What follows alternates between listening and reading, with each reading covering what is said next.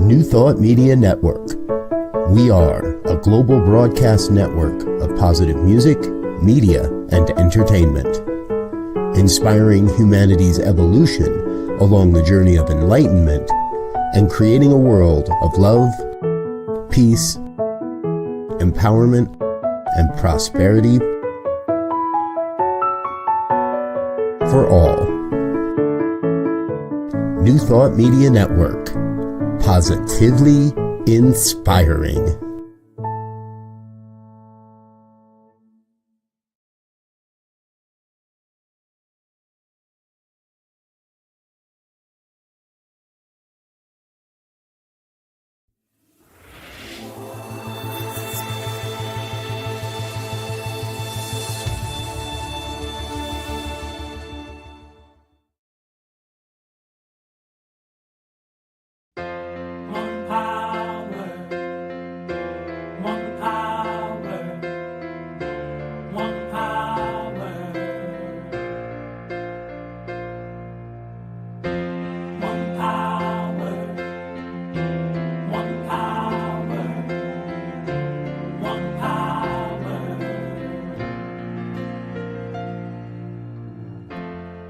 One power, invisible, and you see it everywhere and every day.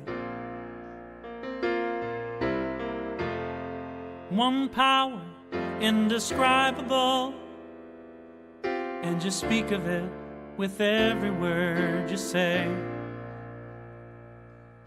Mysterious until you know the truth. As simple as the love inside of you. Call it God, call it Spirit, call it Jesus, call it Lord, call it Buddha, Baha'u'llah, angels' wings or heaven's door. But whatever name you give it, it's all one power, can't you see? It's the power of the love in you and me. One power, one power. Good morning and welcome to the Center for Spiritual Living, Midtown, Atlanta, where you are welcome. And such is the nature of life that all it asks and all it wants is the opportunity to appear. You are that opportunity, and so am I, and so it is. Whoever you are, whatever path brought you here today, please know that you are welcome and celebrated. We know who you are. You are an individualized expression of the divine life in which we all live. We welcome you, and whatever your ethnicity, background, religious affiliation, however you came to us today, however you describe yourself, we are glad you are joining us here today. You're welcome to be part of this community in whatever way serves you. And I'm going to give you a little bit of our vision statement. We are a strong, open, globally connected community centered on the clarity of principle. Through teaching, service, and practice, we create a safe and respectful environment that supports healthy growth. And now I'd like to share with you our Declaration of Principles or a short piece of it, as Ernest Holmes wrote. A few of the Declaration of Principles we live by. I believe in one God, one absolute power, and first cause to all things. I believe that this power is perfect love, and it creates out of a desire to express love. I believe all thought is creative, and how I choose to think creates my personal experience. I believe in the unity of all life, and the immortality of the individual soul forever unfolding. I believe in the eternal goodness, the eternal loving kindness, and the eternal givingness of God to all. And so it is. So grateful, hey. And so it is. It's my pleasure this morning to introduce our practitioner for the day. She's a practitioner emeritus. And if you don't know what a practitioner is, it's someone who's demonstrated the ability to use spiritual practice and spiritual laws to bring about great changes in their lives. And they've also demonstrated they know how to bring about these changes in others when asked. So, licensed by the Centers for Spiritual Living, they're available to you to provide spiritual guidance and support in the areas where you're looking for assistance. You can contact them through our website at cslmidtown.org. And so, like I said earlier, Practitioner Emeritus Norma Roberts, welcome.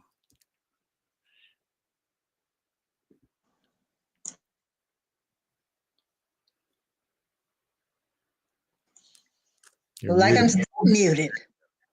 But thank you again, and good morning to each one of you. It's a very happy Thanksgiving message I'd like to give you. This is a time to express our gratitude while observing the wonderful infinity of the universe. Our marketeer says this world is full and glorious. All of it is calling for us to be more than we have previously embraced. But there's a writer, Ron Verne, who says, we can experience this infinite abundance in our earthly lives in a variety of ways. It can appear as love, financial wealth, good health, a blessing of talent, anything, in fact, that we can conceive and believe to be true. The operative word, of course, is believe. We have to believe. It has to be a fact for us. All of the universe riches are ours now, right now, but only to the degree that we are able to accept and claim them. Through our belief, through our faith, we can believe whatever we want. This is when we open ourselves with gratitude to the reality of an infinity, abundant, and unfailingly generous universe. We extend an invitation for it to express itself in our lives as the fulfillment of our greatest desires and our most incredible dreams. In so doing, our example extends an invitation to others to realize for themselves the same possibility, the same truth, the same infinite abundance. That is, as we rise up in our abundance consciousness, our lives are blessed, as well as the lives of those around us who see and believe. And now we're going to transition to our morning treatment. And I just ask you to join me as we do our treatment. So in preparation for our treatment today, let's just relax, get comfortable. Close your eyes if you like, and just breathe deeply. Feel God's presence. Feel it within yourself. As I speak in the first person, know that I speak as each of you. Accept as much as resonate with you and letting everything else drop away. So know with me, there is but one life. That life is God. That life is my life right here and right now. I recognize and celebrate the one universal power, God. I know it as a power for good only, everywhere present, always available to me. I'm linked to the power and presence of the divine. I can never be separate from it. Therefore, I am never alone. This universal power responds to me in exact accordance to my conviction in it. I now assert my acceptance of its unlimited good and invite it to operate fully in my life and in my affairs to determine the conditions of my being. I invite this abundance to show up as CSL Midtown, as exceptional income and new members. Therefore, this day, I welcome this unmeasured good flowing through expected and unexpected channels for perfect health, abundant wealth, extraordinary creative self-expression,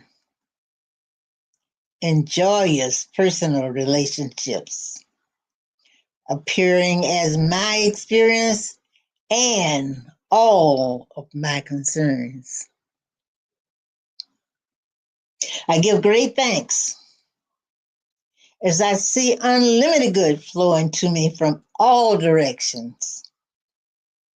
As I release this word to divine mind for perfect demonstration, I let go. I let God. I know it's so. And so it is. Thank you.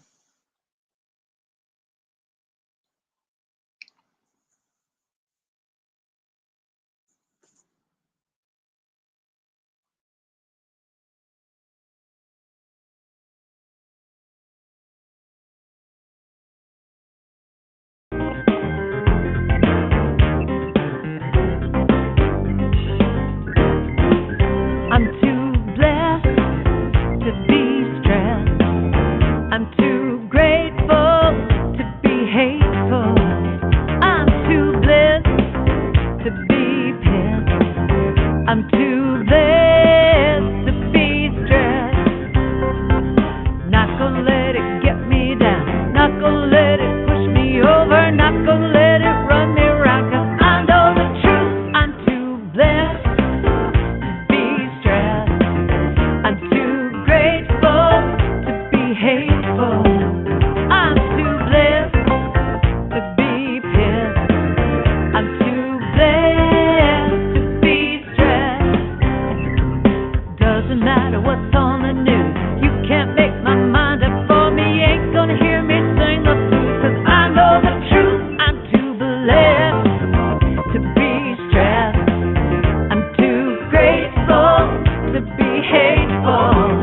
I'm too blessed to be pissed. I'm too blessed to be stressed.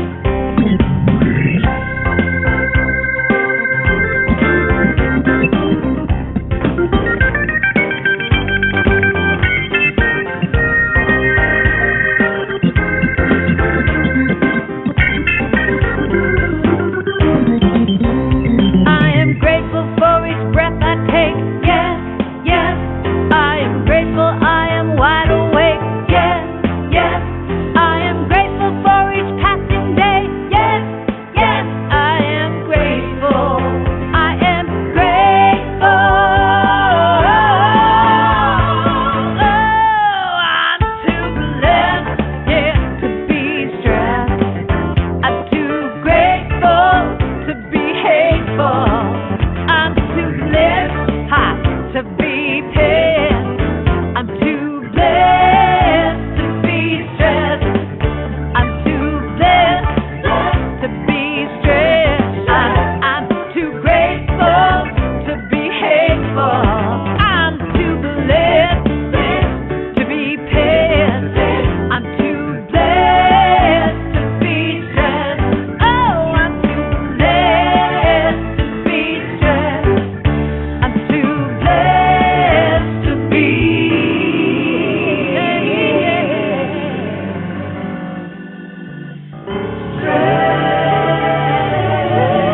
So no, I'm so blessed. It's an awesome song.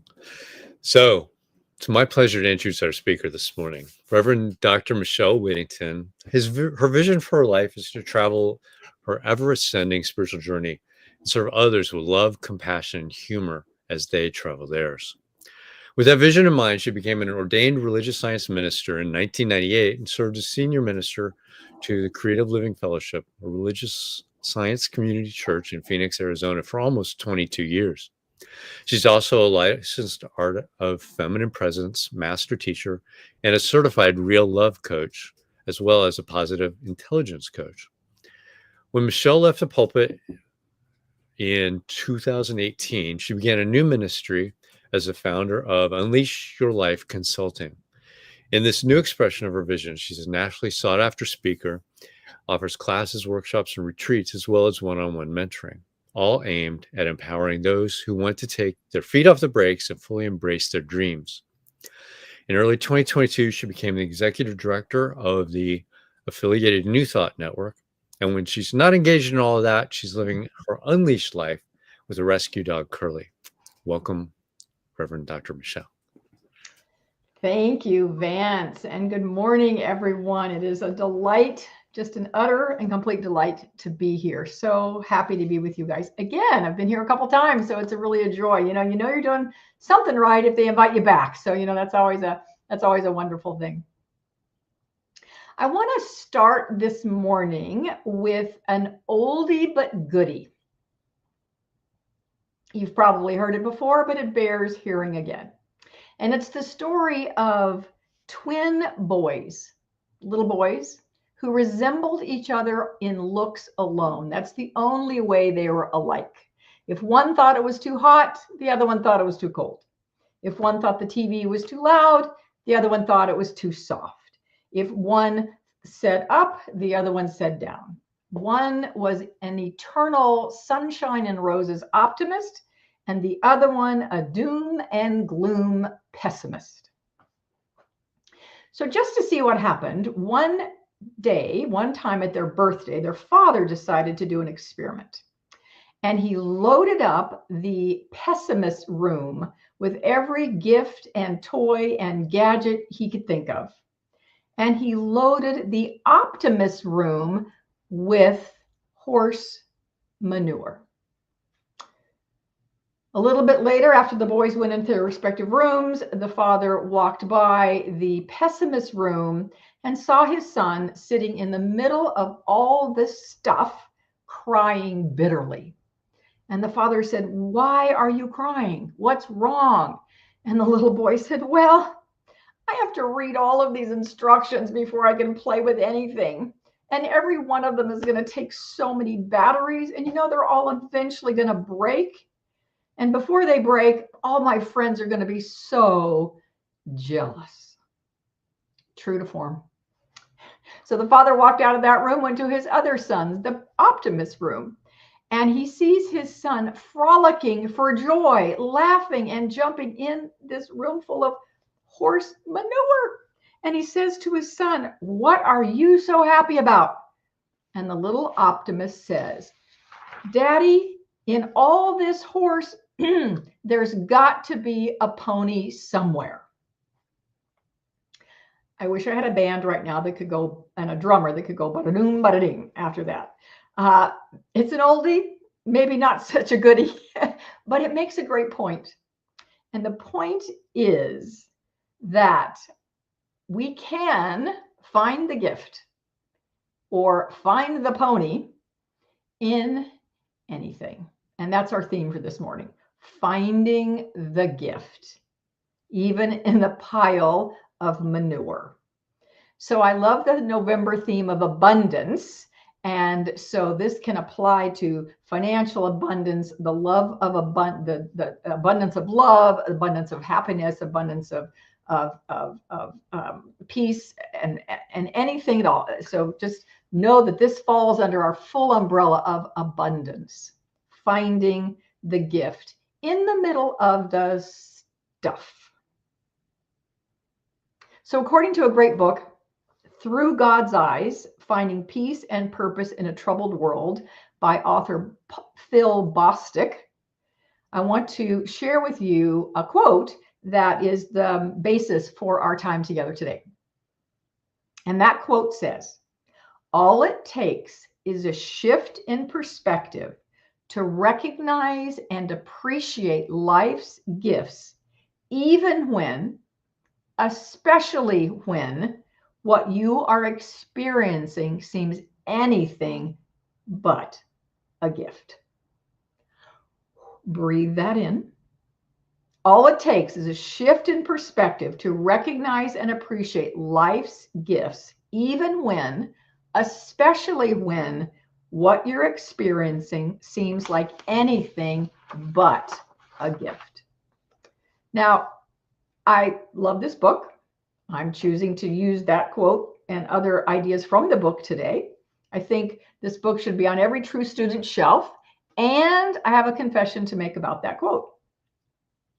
When I read that sentence, it actually kind of ticked me off.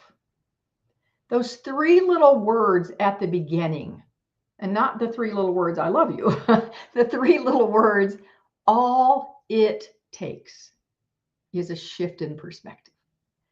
All it takes makes it sound simple, right? Easy. Like all it takes is a flick of a wrist and you can shoo a fly away. All it takes is typing in a few keywords into ChatGPT and you'll have a cogent, well-organized statement about whatever you're looking for in your hands in a nanosecond. All it takes is the push of a button and 2 minutes later, you got hot soup out of your microwave. All it takes, parents, is for you to give your kids that look and they know that they are in trouble and they've been busted, right? Right? All it takes, simple. But this one, having a shift in perspective when things are not looking so good, having a shift in perspective and finding the gift, that is not necessarily so easy. At least it hasn't been for me. Maybe it is for all of you, and if so, rock on. But for those of us who have a challenge now and again, finding the gift when it's hard to find, I want to offer you some thoughts this morning. Because what I realized once I got out of my way, out of my own way, which I invite you to get out of your own way this morning if you took a little bit of offense to all it takes. Once I got out of my own way, I realized that that really is a truth statement. That is a statement of truth. Master teacher Jesus once said, "Ye shall know the truth, and the truth shall set you free." What he didn't say is perhaps that truth is going to tick you off first. He didn't say that part, but that is often what happens. But making that shift is possible, and that is all it takes. But making that shift is our spiritual work to do. That's our spiritual work to do. So this morning, I want to offer you 2 ideas that come out of this great book, Through God's Eyes. 2 ideas for making that deliberate shift in consciousness to be able to find the gift in any situation. Ready? Good. Here we go. So the first way to make that shift is to develop your symbolic sight. Now, what in the heck is symbolic sight? Caroline Myss coined that phrase, and her definition of symbolic sight is this. It's deep and it's beautiful, so I'm going to say it twice. It is being willing to probe beneath the surface of the experience to see how it is woven into the tapestry of divine design. Take a breath. I just think that is so exquisitely written, as Caroline Myss can do so well. Here it is again. Symbolic sight means being willing to probe beneath the surface of the experience to see how it is woven into the tapestry of divine design. So Jesus, I mentioned him before, that guy who was pretty smart, he said it another way, same thing. He said, "Judge not by appearances, but judge by righteous judgment." And I love this quote from Ernest Holmes, founder of Science of Mind, in the Science of Mind textbook. He wrote, this is on page 187, by the way, for those of you who like to look up quotes from the textbook.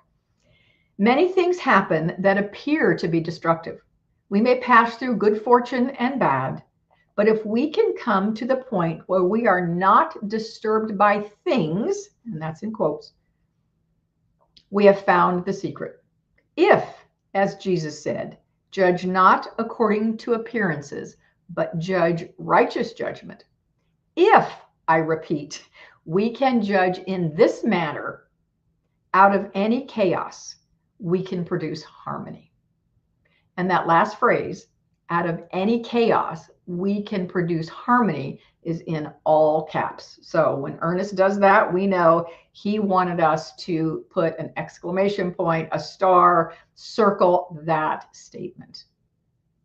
If we can judge righteous judgment out of any chaos, we can produce harmony.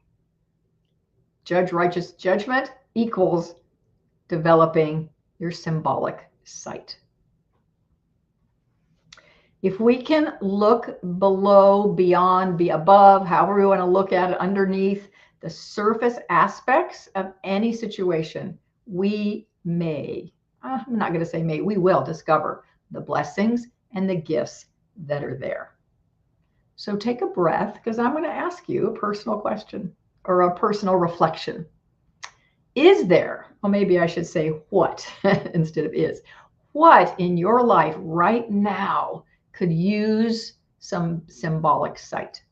Is there an area in your life that things do not appear to be going well, that you're afraid about, that you're upset over, you're frustrated, you're angry? Some situation, some occurrence personally in your life, maybe in our world, whatever it might be, is there an area in your life where you could apply right here and right now, or maybe develop your symbolic sight around it? Because I can promise you, when you do that, when I do that, when we do that, the gift that's there, and there is a gift, more than one probably, the gift will be revealed. Now, here's the thing. It may not be revealed instantly, in the moment, in a nanosecond, although it might, but it might not. It may reveal itself over time.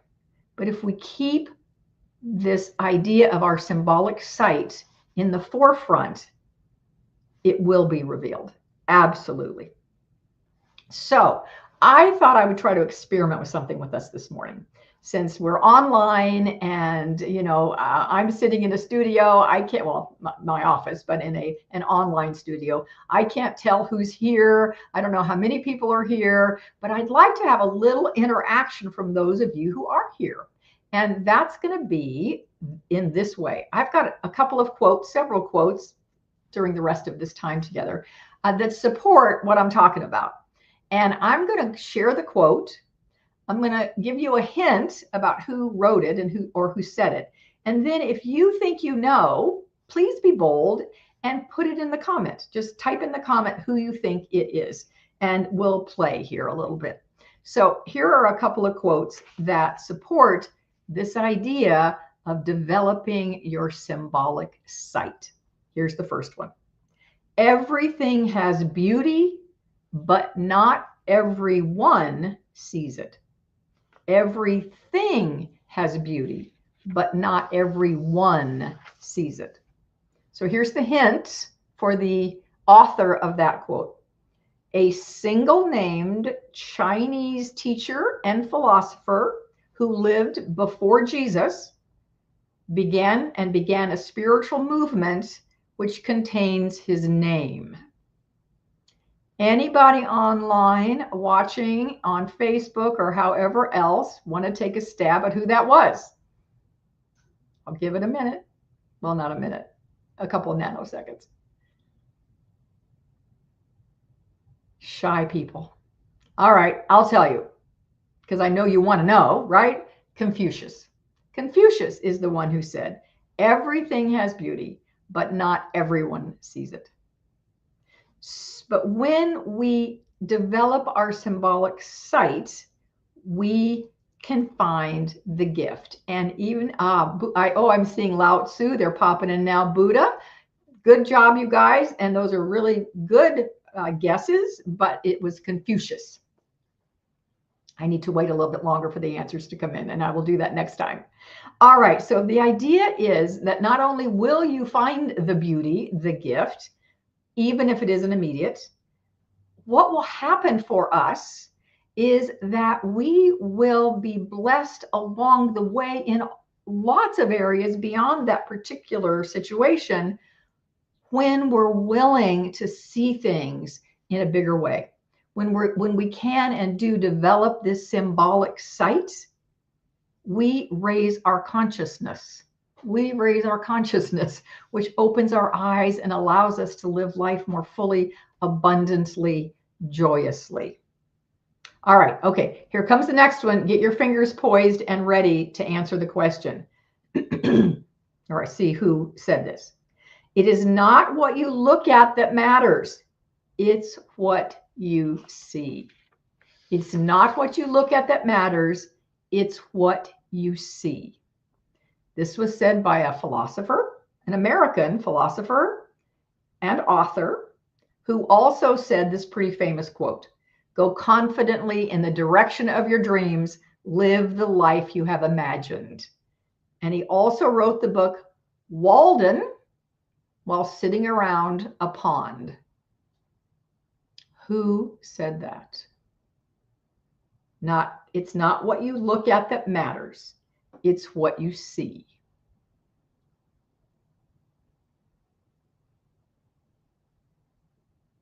Typing. Yes, excellent, Sylvia. You got it. Big star to you. When I was a minister of and Thoreau, Cynthia, was a great, that would have been the second guess for sure. It is Ralph Walden.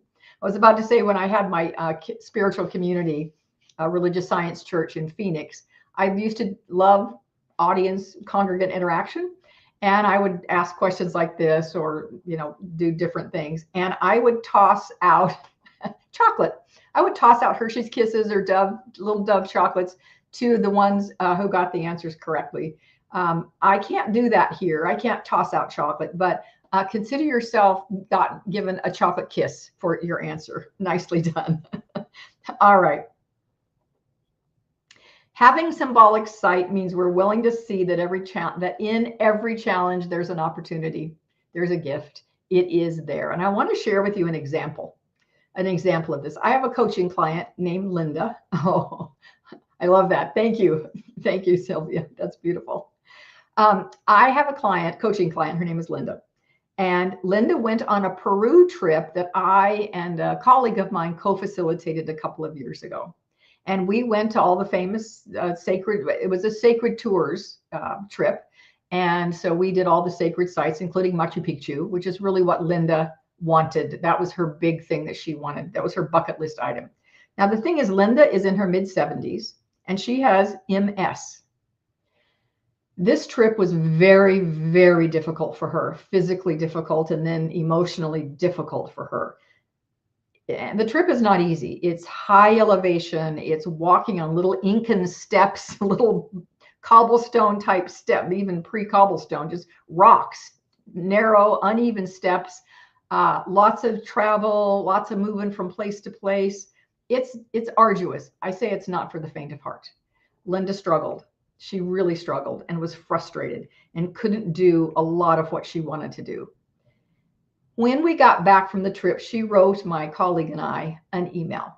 And I want to share a couple of bits of it with her permission. This is absolutely 100% with her permission. This is how she found the gift in a disappointing experience for her. She wrote, "I have not wanted to accept I have MS and related health concerns, and have continued to move forward through my life as if all is just fine. I have spent a lifetime being a caregiver, first my family, then through the various vocations I chose along the way. I am one of the most resourceful people I will ever know, but have had little regard for my own personal resources. All my life, I have persevered through even the most difficult circumstances, It has always been easy to teach others to help themselves, but my teachings fell short when it came to me. I save others, not myself. But our trip brought me face to face with my greatest fear, becoming unable to do all the things I still need and want to do in my life. I now know that it is not possible to do those things without stepping out from my dissociative shield. I knew the altitude and the quick pace of the tour could be a problem, but I was sure I could overcome, as I always have. Facing my inability with our entire group was very difficult. I had to allow a giant Peruvian boulder to break inside of me. When I didn't think I could take another step to allow myself to accept your loving care and physical assistance. You have helped me realize that it is much more important for me to accept the love and help from those around me who are giving from their whole hearts than it is to do it all by myself. Linda found an incredible gift right in the middle of extreme difficulties. She developed her symbolic sight. So before we go to our second way to shift that perspective, I want to ask you a question. How can you more fully develop your symbolic sight so that you can find the gifts embedded in every life experience? We'll talk more about that in our discussion after our time together here, but that's a question to ponder. So the second way that we can do that, all it takes is a shift in perspective. A second way that we can make that shift may sound a little odd. It may sound strange. You may not understand why I'm saying this, but believe me, it helps us shift our perspective. And that is become a gift to someone else. Become a gift to someone else. All right, here comes our next opportunity for a cyber chocolate kiss. Here's the quote. You may be the only Bible someone else reads. I love that. You may be the only Bible that someone else reads. This was said by one of the great, often considered perhaps the greatest American novelists and humorist with a very big, bushy mustache and hair. Who is that? And Sylvia, I'll be curious to know if you have a poster of him up on your wall as well. Who said that? You got it, Vance. That's perfect. Mark Twain is the one who said, you may be the only Bible somebody reads. Here's another one. A single act of kindness throws out roots in all directions, and the roots spring up and make new trees. I love that. A single act of kindness throws out roots in all directions, and the roots spring up and make new trees. Blessings abound when we bless, is what that one means. Hint, here's the hint. The first female aviator to fly solo across the Atlantic Ocean. And that one would be, drum roll, her name is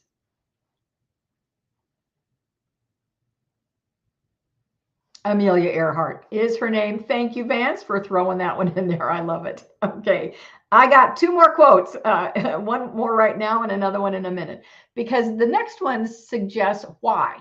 Why is it that serving others, helping others, being a gift to others, why does that help shift our perspective?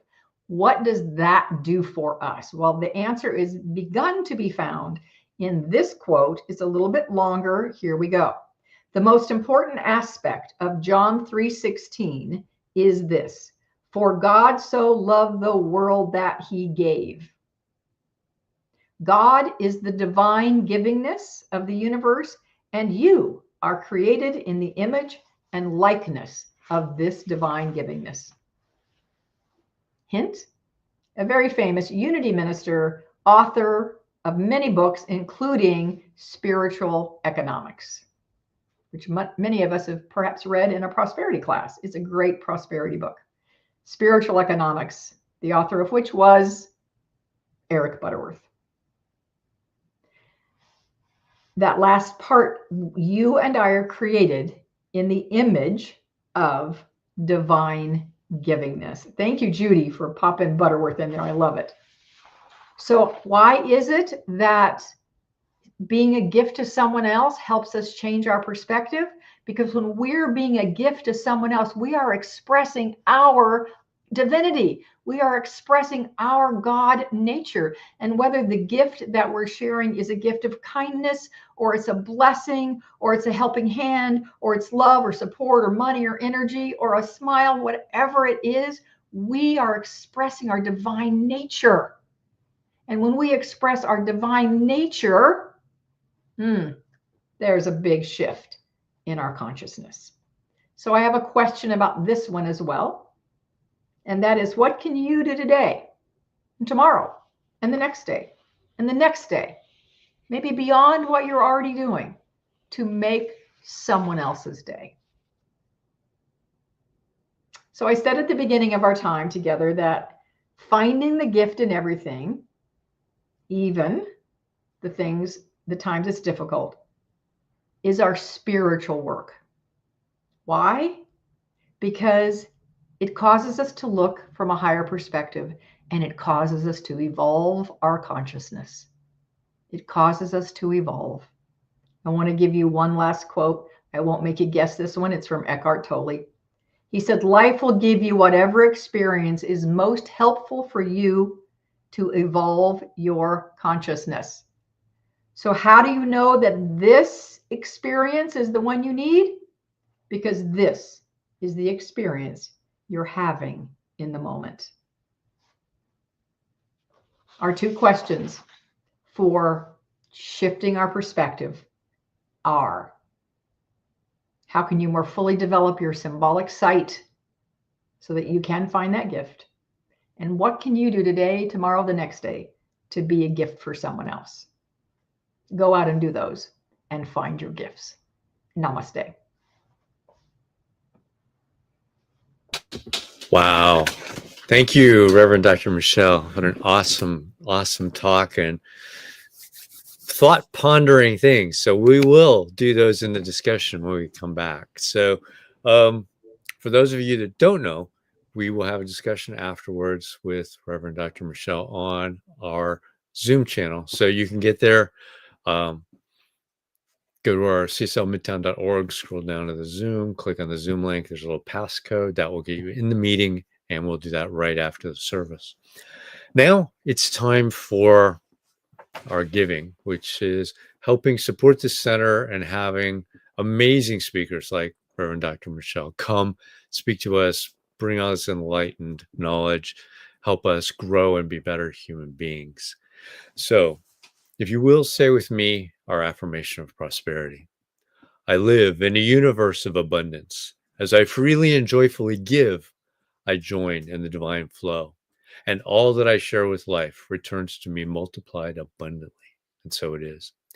You can use the QR code or go to cslmidtown.org/donate and donate there.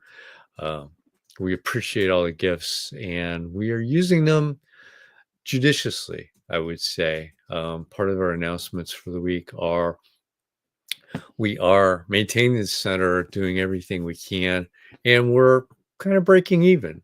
We're in the process of looking at what it needs to have a new minister come for us. And in that, it's going to take some growth, and we're working on that. So the board and I are doing what we can to do that and sustain that. But in the meantime, we're giving you awesome spiritual food, I guess, is the best for that.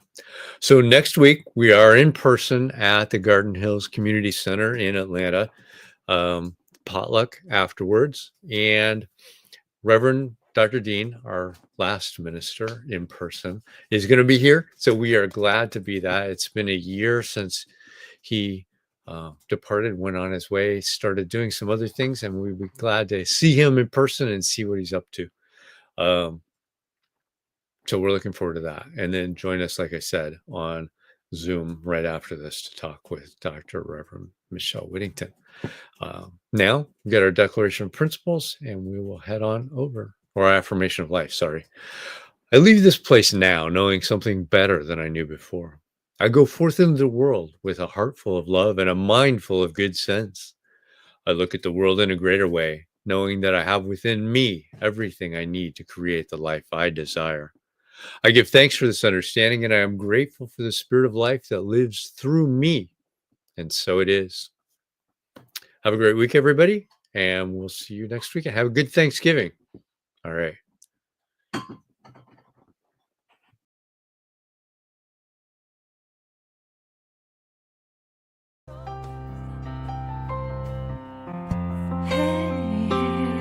I'm so grateful.